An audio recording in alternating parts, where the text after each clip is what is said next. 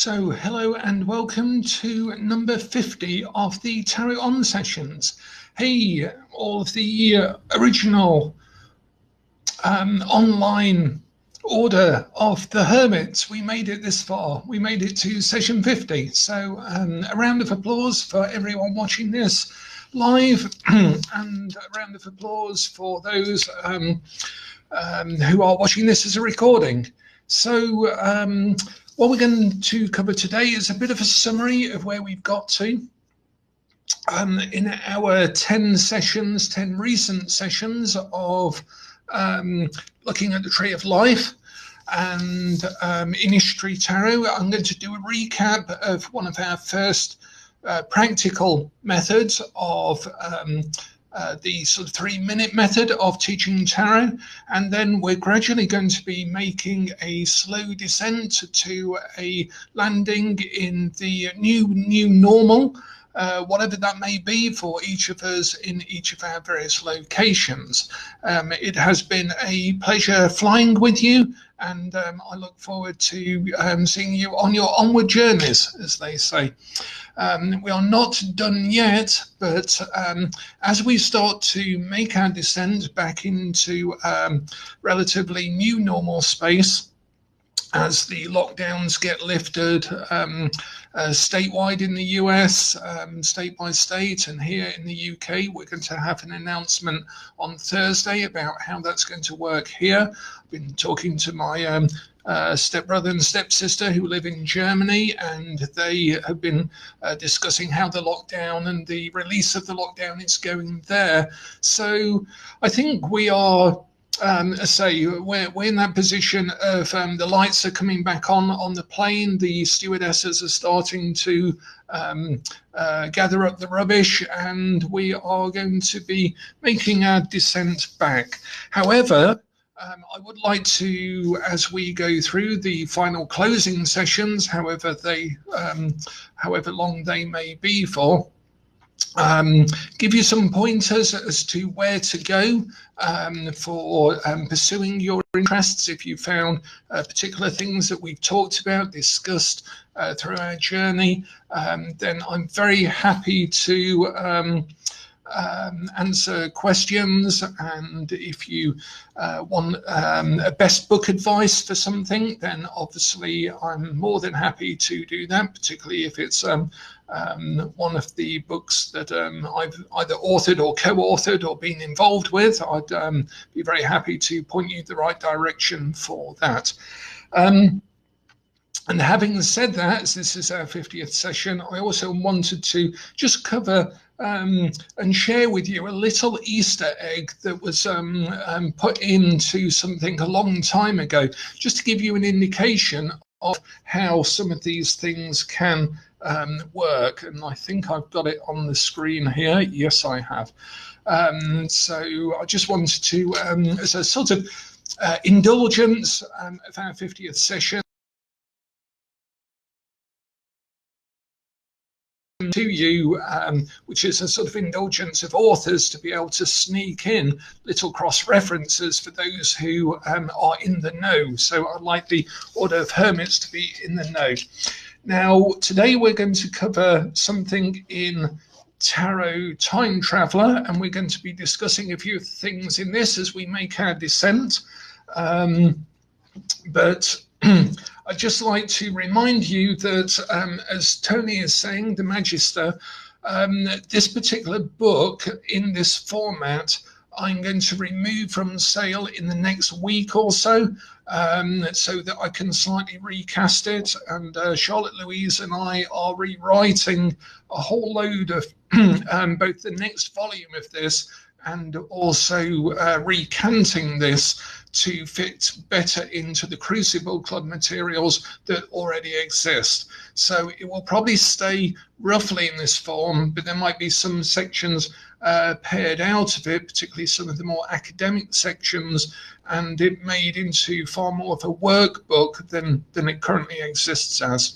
So if you are interested in a lot of the esoteric stuff, a lot of the things I found useful in the Western esoteric stuff, and don't mind buying a brick of a book this big, then you've got a few days watching this in live. If you're watching this as a recording, it depends when you're watching it. Hopefully it should be re-released. You'll know because it will be volume 1.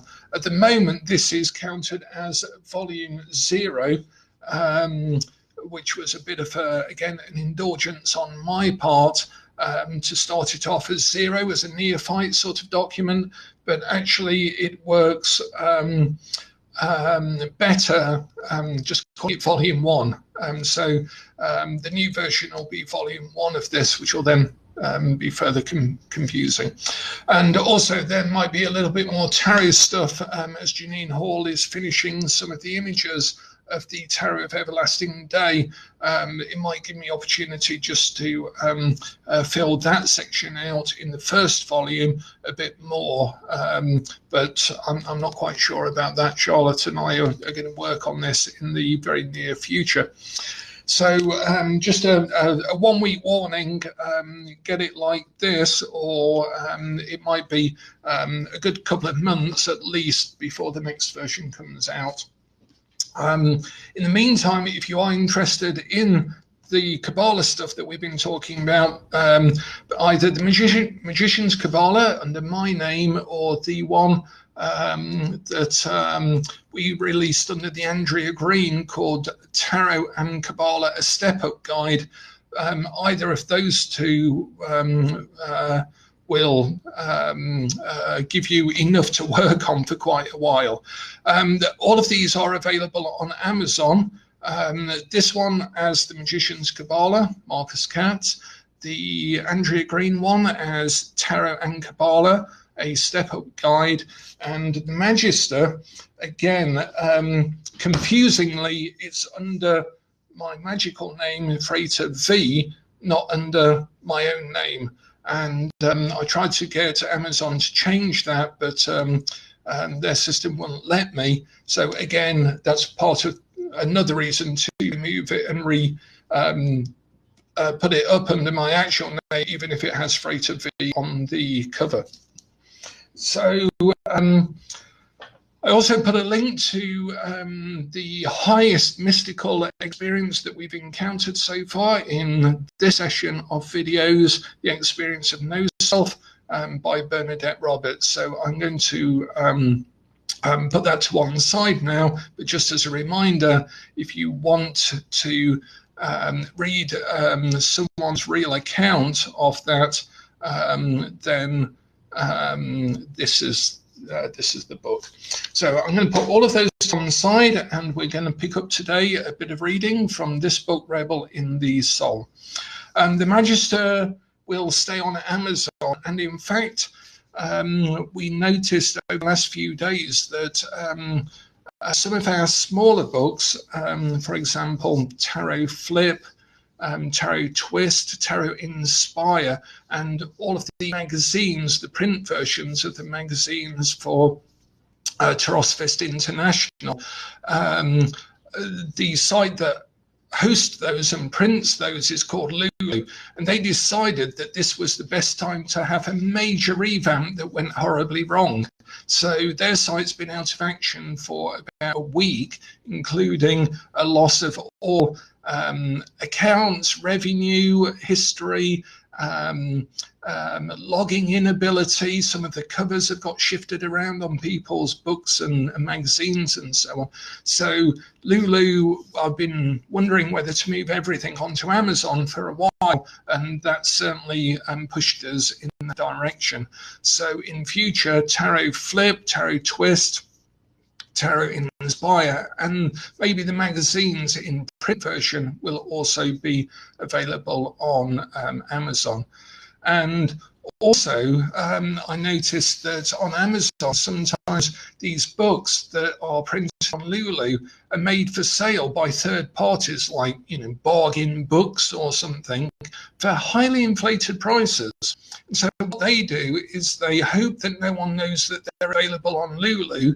They then take the order from you on Amazon for our book, and then they go and print it off from Lulu for a really cheap price, and then they send it on. And so there is problems with having yet another third party run the publishing for you. So, oh, and hello, Jason. Hello, Jason. Jason's one of our great admins and moderators on the Facebook group. And it goes without saying that there's always something really weird and bonkers going on behind the scenes to administer a Facebook group with 35,000 people in it. We had someone over the last couple of days send very abusive, very weird private messages, the content of which I won't share with you, but nonetheless they were banned. But then they set up another fake account in order to try and get back into the group yesterday. So we're constantly facing weird issues like that. And Jason is one of the that helps us manage that and manage our insanity in that. So where are we then? So what we're going to do is quickly just revise a few of the things we've talked about with this. I'm then going to ask you a few questions about the tarot to make sure we have one of our basic practical lessons in. Then I'm going to do a quick reading from Rebel in the Soul to end our journey up at Keitha before we slowly wend our way down through the other Sephiroth. So over the last 10 sessions, 9 to 10 sessions, we've taken a look at tarot in terms of mapping the mystery system. To me personally, I believe this is the point of tarot for me. I love doing readings. I've done tens of thousands of readings and I love them dearly. But to me, tarot is a language that allows me to map the initiatory system all the way from the neophyte asking whether you can cast a spell to get Dwayne to come back to me, all the way to the Zen-like neither this nor that, oneness with the universe, samadhi, ipsissima state of Keitha. And to me, this is the map as illustrated by the Tree of Life. There are many other maps, and I'm sure they're all very useful, but this is the one that I found personally useful for me over the years. So the major arcana map the relationship between the unknowable and ineffable Sephiroth. We can predict that they are there by their action in the world, but we can't actually experience them directly. So we rely on the archetypes, these fundamental patterns that arise from the nature of the universe. We know that there are circles because we see circles in everything. But you can have a circular argument, a circular relationship. We see the Tree of Life in terms of circles. We know that there is something about circles in the universe. They symbolize the feminine as opposed to a straight line that symbolizes the masculine. So all of the things have deep patterns in the universal structure of things. But from where they arise, we have no idea, because that is the relationship between the real world and the divine world, with us in between as a sort of interface, creating or co-creating what is around us. And the minor arcana show that process going on. So they show it, the aces are the nascent seeds. They're not even the beginning, the aces. I always take the aces for the possibility of money, if it's the Ace of Pentacles, but not the start of it by a long way. The twos, to me, are the start of things. That's when things get going. And the threes are where they're formed, the fours are where they're expanded, the fives are where they're controlled, constrained, and managed. The sixes are where they're balanced. The sevens are where they grow and spin again and are given motion. The eights are where they're realized. The nines are where they're dreamt. And the tens are where they're manifest in the four worlds. So you can use the tree as a notional map of seeing these cards as dynamic, active things all zipping away in people's lives at any point. And once you can do that, even to a small extent, see them as part of this big picture, when the person comes with, when will Dwayne come back to me, and you get certain cards, you can see how that event in their life is both a practical, everyday, almost mundane matter, but also the highest pattern in their spiritual or potential spiritual life as well. So having the big picture is always a great thing, I think. So let's just return briefly as we are starting to, threw away the blasted tower. As we start to pack away our rubbish. Yeah, aces to me, I think, are the nascent. I love that word nascent, N-A-S-C-E-N-T. It's like the pre-born. So they are the ones, but the ones are the seeds. It's the twos when it splits, and we, in biology, when we get the splitting of the cell, that's when it begins. It can't begin until it's split. So the twos are the beginnings, and the ones are the seeds. That's the way I tend to see that. So let's take a look then at our challenging tower card that's just flipped out, and remind ourselves of where we started in one of the beginner lessons in terms of tarot in 3 minutes. And what I mentioned is the best way to learn the tarot for an absolute beginner. If you put me into a competition with any other teacher or author and said, right, you've got 3 minutes, take 2 people off the street, you go in that room, you go in that room, you've got 3 minutes, and then we're going to test the 2 people to see if they can read the tarot to an extent. This is how I'd go about doing that sort of mental experiment, thought experiment. Every card can be read because it's got a picture on, okay? And I, generally speaking, think that most people have got the skill to interpret a picture because they do it in comic books and they do it in films. They know that symbols exist. They don't go into a film and think, not usually, why am I watching these people's lives? I don't even know why they are doing these things and what it has got to do with me, because most people have the skill to immerse themselves and identify with characters in a story. That's what we see in the tarot. So assuming those 2 skills are in place, then I also assume that they can interpret the symbol if they're given a context. And the 3 contexts that I model out of real tarot readers for years and years and years to do storytelling are 3 themes, 3 contexts. The first is challenge, the second is resource, and the third is lesson. I usually deliver them in those ways. So if you would say, here's an absolute person off the street, teach them tarot in 3 minutes, I'd say, look at this picture. What is resource? Let's start at the beginning. What is the challenge? What is the challenge? Well, they might look at that and say, well, the challenge is this lightning bolt has kicked them out of the tower. That's great. That's a challenge. They've been kicked out of their tower. So they've been evicted. They've been made homeless. It's quite a shock. They weren't expecting it. And they can go on like that to say that that is a challenge. Great. End of story. The next thing is now look at the card, wipe it like Etch-a-Sketch, and now look at it again and think of it as a resource. And the best way of doing that is to imagine that you can stick your finger into it like a plug socket and you get a particular energy coming out of the card. What would the energy be?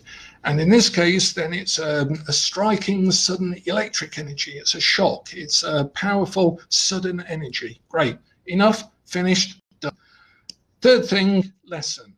This was the last picture in a storybook where they sum up the story and give you a lesson, like something you're supposed to have learned from the whole story, what would this card be saying? What would the text be underneath it if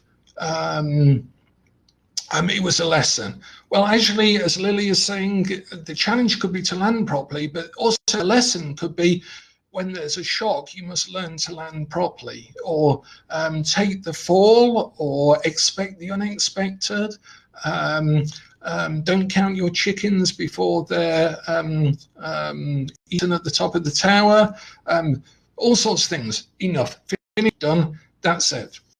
And that is really, then they know how to read tarot as far as I'm concerned, because then you can take 3 cards and then they could lay them out. So if I take 3 cards, I'll take these 3 that are just at the bottom here. And even though they can all be read in terms of security is grounded, electric puns we like. Yeah, the Tower of Babylon is, sometimes it does come up when people are literally not speaking the same language as each other in a business sense and things like that, or in a relationship. So even though each card can be read in those 3 terms, challenge, resource, and lesson, then we can also split that out to make a reading. So the first card we read as a challenge, the second card as the resource to meet that challenge, and the third card as the lesson or outcome from the first 2. If you meet the challenge by this resource, then you might be able to aim for this one.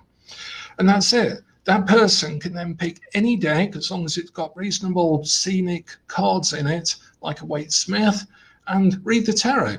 And they'll have a fairly good stab at it. And that is the beginning of being a tarot reader. A bit like in chess, where it takes like 10-15 minutes to explain the rules, other than, you know, passing pawns and things like that, and maybe knighting, something like that. En passant, I think. But then it takes a lifetime and many more to become even good at it or a master of it. And I think it's the same with tarot. You can teach tarot in 3 minutes or 10 minutes if you want to take time, and then spend the rest of your life mastering it. And I think that's the best way to go with tarot. I think it's going to take 30 lessons in order to learn it. I came up with this method because, as Julia's asking, I had the 10-minute method first because that was Kabbalistic and made sense, and I wanted to be able to teach people tarot in 10 minutes. And I set myself that challenge about 15 years ago, I think, and developed that and tweaked it in workshops. I'm actually teaching people so I could get it down to 10 minutes.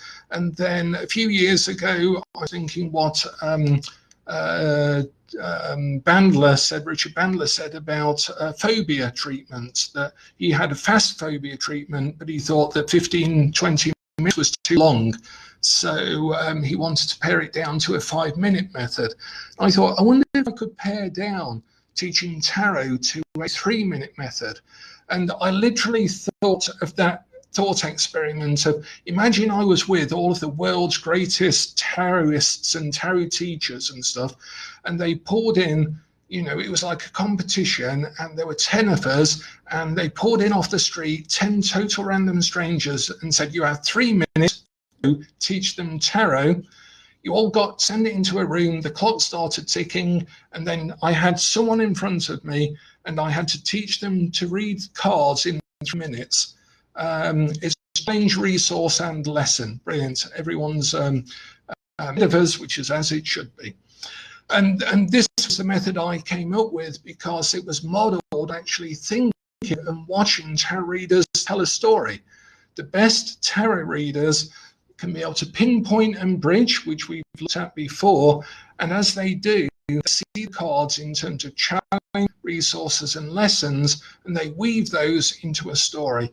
And when you think about storytelling, a protagonist, their character is revealed to you by their response to the challenges that you put in front of them. As a storyteller, that's what you need to do. Have a protagonist, have a main character, give them loads of challenges, and then their character and their story arc and their character development is revealed by how they meet those challenges. Not what they say, but what they do, because we are what we do. So if we take these cards separately, then the challenge of this person's life is what? And this is a final test before we start to pack up our bags and make a descent. Have we learned to master the tarot in this particular way? So what is the challenge that the person is facing? And keep it very simple.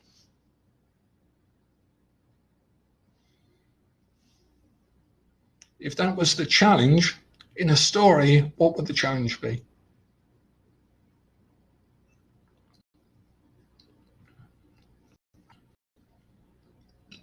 Inertia. Yeah. Okay, let's accept that. They've decided they're going to wait for something to happen. They feel left behind. So I like that one, being left behind. So they think everyone has gone off without them, everyone else is successful, but they aren't. So their challenge is inertia, as Esther is saying, and as Evelyn's saying, they spend their life waiting for something to happen. What to do now that travel is banned? Brilliant. Okay, so all of those all fit. Those are brilliant. So that's the challenge. But the resource that they can draw on is what? Even though they feel as if they've been left behind, what is the resource that they can actually draw on? Even though they feel that other people are getting on doing things and they're just stay at home, they can't travel as much, what is the actual resource that then that gives them? I'll give you a clue. There's a snail on the picture. As we saw, the importance of the snail with As You Like It, and Rosalind, the character, talking about the snail. And this is where that understanding of Shakespeare and the sources, the cards come in. Yeah, they've got bags of cash. So they have security. They have past accomplishments to on. They have their security, their safety, maybe a benefactor as well. They know where they're safe. So they can hold their space, as Debbie is saying. Self-sufficiency, Emma is saying, that's the one I like, because the character of Rosalind is very self-sufficient. Rosalind is one of Shakespeare's best characters, well known for being one of his best characters. So their resources to be able to dig deep into their own autonomy, self-sufficiency, and everything else. And doing so, they can learn the lesson of this card. So what is the lesson if we take this card as a lesson? And so hopefully a beginner just being able to, every picture can be interpreted as long as they can remember challenge, resource, lesson, they can do a 3-card reading with any card in any deck for any question, because if this came up as a specific question, it would give them an answer that they have their abilities to use their comfort to do things in. Yeah, exactly. And we could add the whole 8 and the Pentacles, that would be fine. It's the 8th stage in Pentacles. They've actually accomplished a lot more than they think. Exactly, a student of the 3 method wouldn't know Shakespeare, but that doesn't matter. They've got the picture. They might look at the and think their patience with things, or their slowness is not to lead them into the mistakes that the people set off in the ships have, and so on.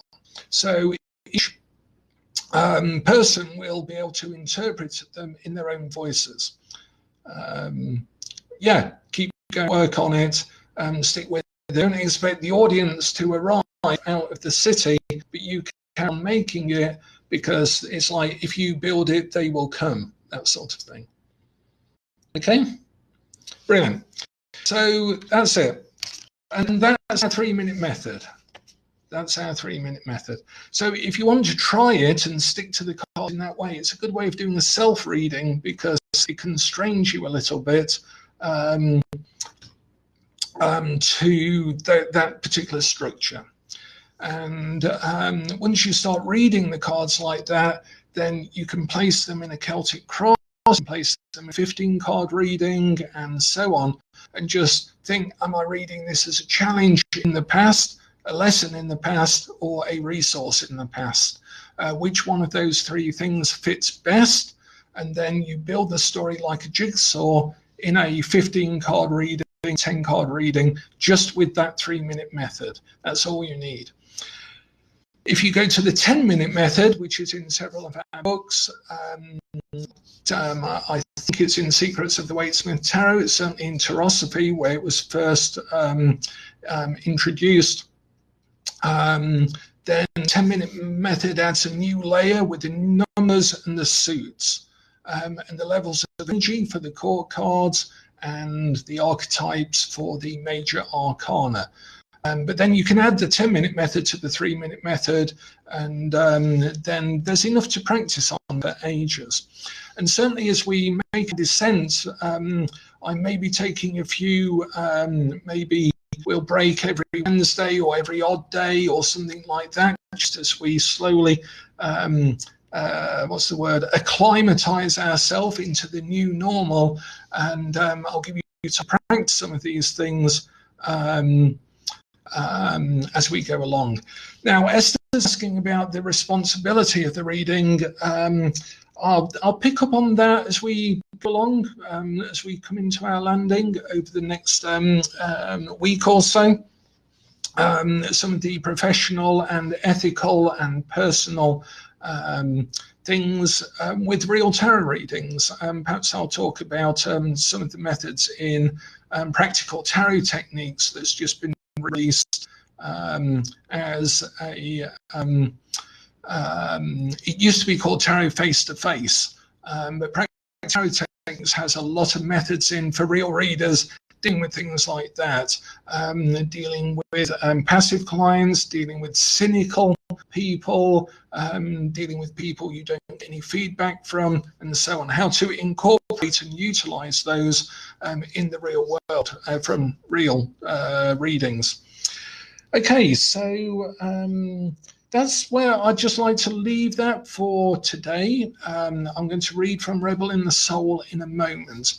Again, I'd like to thank everyone for making it to the top of the tree, as we've reached our sort of Keitha point with the journey to know self up at the top, and then we're going to wind our way back down and find some other methods and mirrors to how to really tweak and about tarot, and maybe a few other things.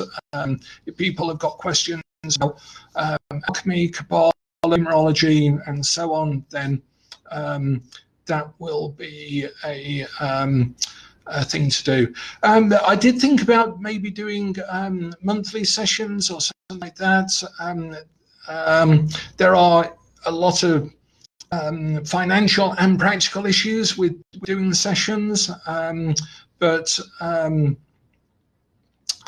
we'll have to think about that, certainly, because obviously I do a lot of recordings for our classes and for our lessons.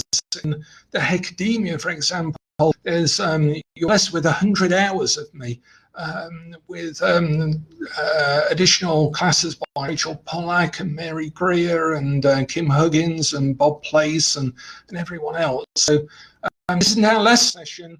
We've reached the top of our journey, and we're going to cruise down. It may not be, I think, a bit like flattening the curve. I'm looking for a pen here. The journey of 50 lessons up may not be equally 50 lessons down. It might be a sort of tighter slope, but a more gentle one over a longer period of time. Haven't quite decided yet because I don't know what the situation will be here in the UK. So the Hecademia is recorded videos, but it does involve a lot of questions and answers from the live class that I taught over 2 years. And oh, that's nice, Emma. Thank you very much. Yeah, so with the Hecademia, it is totally comprehensive. There are 6 lessons on numerology, 6 lessons on Jungian symbolism, 6 lessons on alchemy, 6 lessons on Kabbalah and tarot, 6 lessons on and so on. It's basically the degree equivalent. When I set that up, I set the syllabus of the Hecademia to be like a degree, like a 2-year degree, with models and introductions to those modules and so on. So so that's what the Hecademia is. And Tarot Face to Face was the old title of the book, and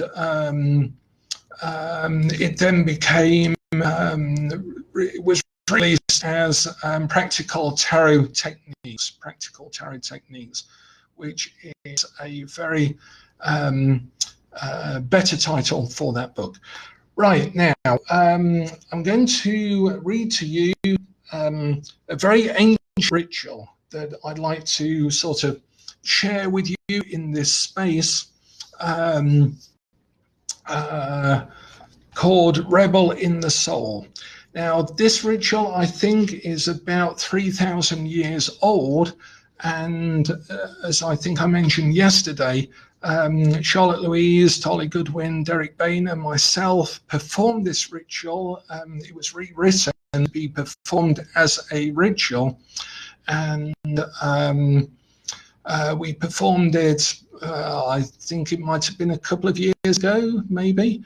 And interestingly enough, Derek had access to a very small piece of very ancient incense, and we burnt it for the ritual, and it was absolutely like going back in time. It was a very powerful ritual, and I believe we were the first people to actually perform it as a ritual. It suddenly dawned on us after we'd done it that that ritual may never have been performed. It might have been read out loud and so on, but for 3,000 years we were probably the first people to actually perform it, and it really gave me a shiver.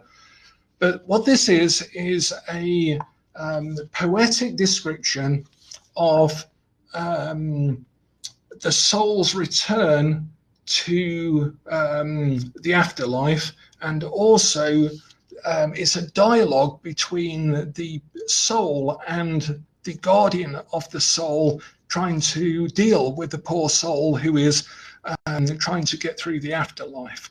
And it's a remarkable thing for saying that this is almost 3,000 years old. So I'd like to read just a bit of it for the start, and then a slight bit towards the end. Okay, so this is our gem in the equinox. I'm sorry, I keep saying gem in the equinox. It's because I've stolen the title from Gem in the Equinox. This is our gem in the lockdown for our 50th session, as we get right to the top of our journey and start to make our descent back down. Rebel in the Soul. Don't go, my soul, stay. Only with me will you arise. They will judge my soul, for I have gone astray, for I have not obeyed, rushing to die before death has come, casting to the flame that which the soul sustains. It is mad, O soul. You endure the pain of life, deny me death until death has come. To enjoy through me the beyond, would that be worse? Trample upon evil, appease my pain. Let Dehutai judge me, he who holds the balance of natural law. Konsu will defend me, scribe of truth above the law. Ray will heed my words, he guides the holy bark of the night. Isis will absolve me in the hall of judgment where I am. Unhappy me, crushed beneath the weight of my own heart, which he will rise up in the mystical encounter with the Lord of transformations hidden in my body. The reply of my soul. What kind of man are you? Have you lived out your life to its conclusions? You fret over life like the Lord of heaps. I have spoken. I take no part in it. Nefer has already 1 foot off the ground. If you do not take care, any evil could possess you. You will be brought to a stop. Your name will die. Only through the living Nefer can intellect reach your heart, and beyond become the haven for our upstream struggle. I love the reply of the soul in this ancient ritual. And then it goes on towards the end, for my soul said to me. My soul said to me, you are hanging up your misery, but that peg, it belongs to me. Brother, as long as you burn, you belong to life. You say you want me with you in the beyond? Forget the beyond. When you bring your flesh to rest and thus reach the beyond, in that stillness, I shall light upon you. And then united, we shall form the abode. For above is exalted by below, as is written in the scriptures.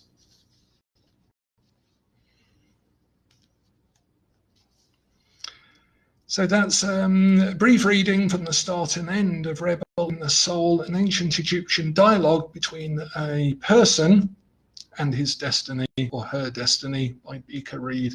It's a very evocative piece. And I'd like us to bring our bodies and souls to a rest at this point, and look forward to joining you in the descent back to normal, new normal, the existing, transforming normal that is our actual lives out there in the real world. The 50 lessons will be available for a while in the units, and I've also mentioned yesterday that I have a great hack to actually hack them out of Facebook as MP files, and then I can put them up somewhere else outside of Facebook itself. Just don't tell Facebook until I've managed to download them all, because it can take several days just to download all sort of 30 or 40 hours of video. Someone had just asked about the Hecademia and the Crucible. They are totally separate things. The Hecademia teaches a sort of comprehensive course to using tarot, and the Crucible Club is a 1-year self-study course in the more esoteric ritual aspects. For example, the middle pillar, the lesser banished ritual, and things along those lines. They do sort of slot in, but they are totally parallel streams. So thanks a lot for your time and attention. We've hit our 40 minutes. Thank you very much. And if you've got any questions, things, yes, Pandemic Airways wishes you a turbulent-free return to Earth. We will be continuing on with these evenings on an evening basis for a while. I just wanted to give you a heads up. We are cruising at the highest altitude that I wanted to reach at this point, and thank you for having your company. I mentioned it's given me a reason to shave every day, and at some point I will be getting my hair cut as well, and I hope everyone else is looking after themselves as well, and each. So yes, we will be continuing daily for a little while, but just to give you a heads up that we're going to starting our descent back to the new normal at this point. I'll be giving you guidelines as to good places to go and visit when we are at the other end as well. Thanks a lot. Thanks a lot for your time and attention today, and I'll see you tomorrow. Bye for now. Bye.